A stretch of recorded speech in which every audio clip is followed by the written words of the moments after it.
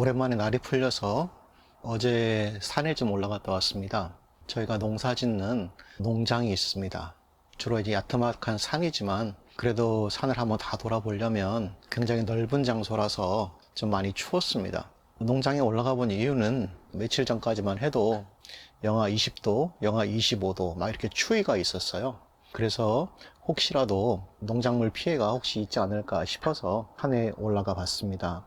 여기저기 다니면서 혹시 얼어 죽은 나무가 있는지 피해가 있는지 이것저것 좀 살펴볼 겸 올라갔고, 또 하나는 몇 개월 후에 수확을 할 것들이 어느 정도 되는지 그 양을 가늠해 보고 몇 사람의 인부를 얻어서 또 일을 해야 될지 여러 가지 어떤 것들을 한번 생각해 볼 겸 해서 산에 올라갔다 왔습니다. 날이 많이 풀렸다고 했지만 그래도 많이 추웠고 콧물 그냥 훌쩍이면서 여기저기 좀 돌아봤습니다. 저야 그냥 뭐 카메라 하나 달랑 메고 이렇게 산으로 천천히 올라갔는데, 또 제 아내는 일단 산에를 가면 이 준비해 갖고 가는 게 있어요.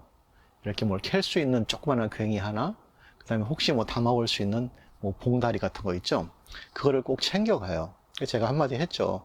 아니 영하 20도 이 추운 겨울에 뭐가 있냐, 캘 게 뭐가 있냐, 그걸 왜 가져가냐 뭐 한마디 했더니 끝까지 그냥 혹시라도 모르니까 그걸 가져가더라고요. 이걸 뭐 아줌마 정신이라고 하면 모르겠는데, 일단 어디를 가든지 캘 수 있는 거, 뭐 담을 수 있는 거, 그거를 꼭 가지고 움직이더라고요. 장갑하고 같이. 좀 뭐 제가 뭐라고 말을 안 했어요. 그냥 저는 그냥 카메라 가방하고 달랑 메고 그냥 여기저기 뭐 산을 그냥 설렁설렁 이렇게 다니다 왔습니다. 사람들이 볼 때는 이 추운 겨울에 왜 산을 올라가서 뭘 어디를 살펴보고 다니나 하겠지만, 사실 농부의 눈에는 다 보입니다.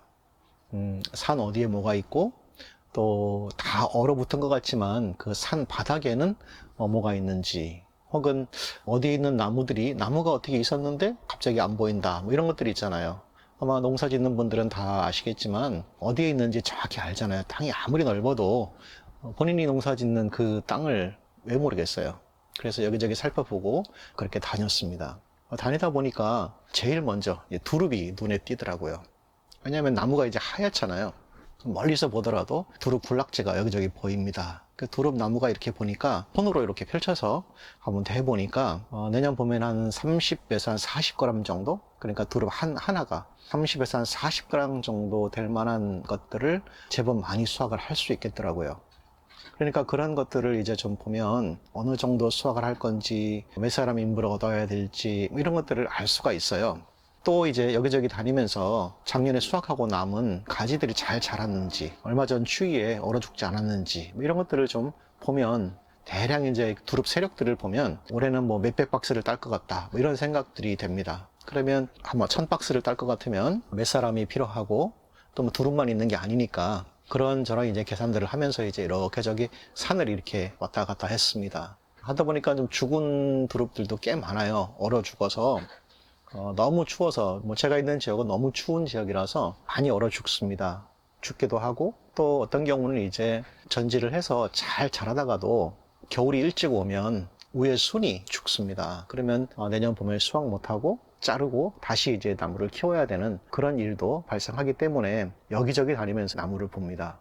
그리고 이제 멀리 위에 있는 산까지는 올라가기 힘들어서 그냥 이렇게 카메라 렌즈를 쭉 당겨서 보고, 저 정도면은 얼마큼 수확하겠다 뭐 이렇게 가늠하고 내려오기도 합니다. 멀리 보이는 쪽에 군락지가 좀 더 있는데 거기도 뭐 몇백 백스를 따는데, 주로 그 재래종 두릅이 많이 있는 곳이에요. 거기는 이제 우정, 재래종, 가시가 많은 두릅, 그런 것들을 좀 많이 키웠습니다. 주로 이제 제 아내가 거기를 많이 좀 관리를 하는데, 거기는 나팔꽃 이런 뭐 덩쿨이 많이 자라요. 봄 되면 가서 또 나팔꽃 다 없애느라고 엄청나게 고생을 많이 했었습니다. 그래도 거기에 있는 두릅이 가시도 있고 좀 이렇게 빈약하지만 맛은 굉장히 좋습니다. 좋은 것들은 상품은 저희가 이제 경매로 출하하지만, 또 남은 것들은 또 제가 따다가 장아찌를 담가서 또 두고 먹기도 하고, 또 뭐 동네 주민들한테 팔기도 하고 그렇게 하는 곳이 있습니다. 저는 뭐 가시는 많아도 튼실한 뭐 민두릅이나 가시가 좀 덜한 저쪽 평창 쪽에서 온 두릅이나 그런 것보다는 거기가 맛이 있어서 그 두릅을 많이 먹기도 합니다. 그리고 이제 두릅밭을 다 살펴본 다음에 엄나무밭을 좀 가봤어요.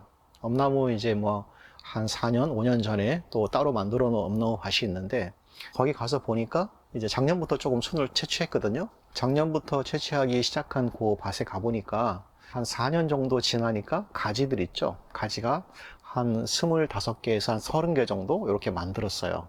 그러면 25개에서 30개 정도 가지를 만들어 놓으면 내년 봄에는, 그러니까 한 3, 4개월 후에쯤 되면은 한 두 그루에서 500g에서 600g 정도는 상품을 딸 수 있을 것 같아요.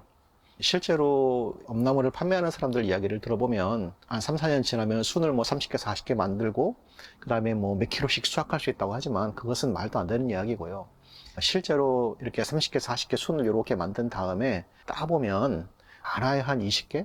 20개에서 한 30개 정도? 30개까지는 못 딸 것 같아요.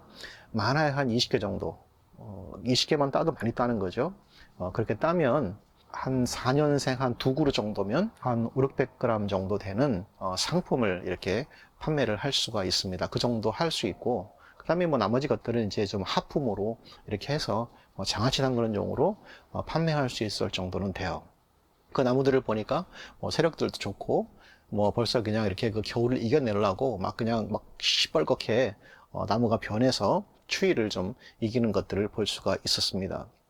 가끔 보면 엄나무밭 사이에 두릅들이 자라요.